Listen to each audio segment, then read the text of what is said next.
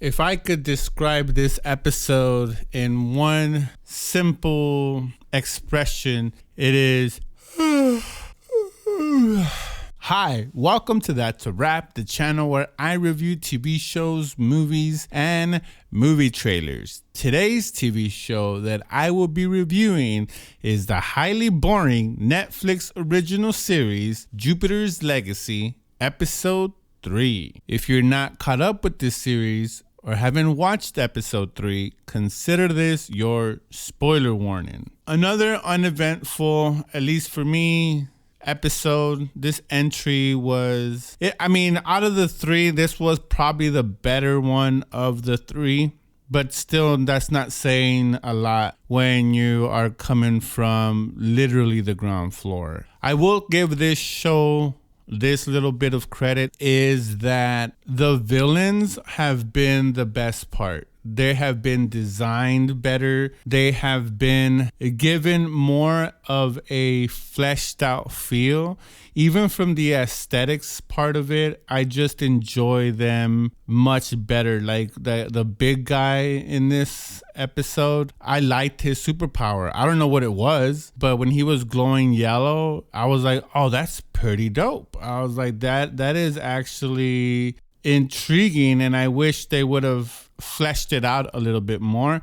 And I will give the superheroes, I think he's a superhero, maybe not, but George, Sheldon's kind of one of his best friends, I do like his acting. The actor Matt Lanter, he's doing a great job. I love his acting style in his role, and he made this episode actually somewhat enjoyable, even though the 80% of it was just freaking boring. I mean, at this point, I'm like, give me some kind of cheesy CGI fighting. And I did, I guess, with Sheldon's daughter when she got hit by the van. We got a little bit of that, but honestly, looking at that now, those superpowers were so cheesy, especially with that one girl. I don't know what she did. Like, did she have like an Ant-Man power? Like when she went small and then she went big? I just didn't get that whole... I guess they were going for a comic book feel, maybe too. Like maybe she didn't shrink. Maybe it was just to make it feel like a comic book. But it was a complete miss. And then I didn't get that other superpower. I mean, I got Elsa over here throwing ice at Sheldon's daughter, but the other one was what? She was throwing like sonic waves from her hand, manipulating the air, maybe. I don't know, but yeah, it was just super boring in this whole episode. This show is so like blatantly with the foreshadowing. In this episode, we saw how, George likes to do puzzles, and then, he goes and visits Sheldon in his house because he's having like a nervous breakdown, obviously, from seeing his dad commit suicide in front of his eyes.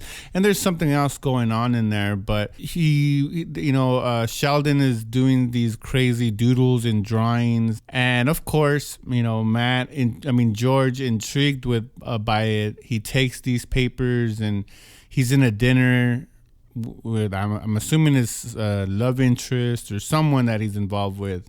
It could be a friend, but he figures it out like a puzzle. And I was like, really? And the whole thing has been like that from episode 1, 2, and 3. The foreshadowing is so blatantly obvious in it that it becomes silly after a while. And I think I touched on it. The CGI was pretty horrible. And one thing I noticed that they're doing with this, and that just gives hats off to Marvel and how influential things are.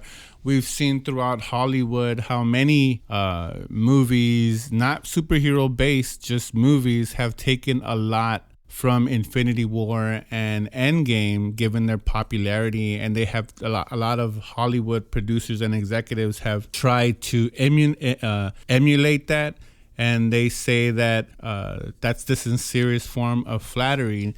And I'm assuming that they got it from WandaVision because that's the only time I remember.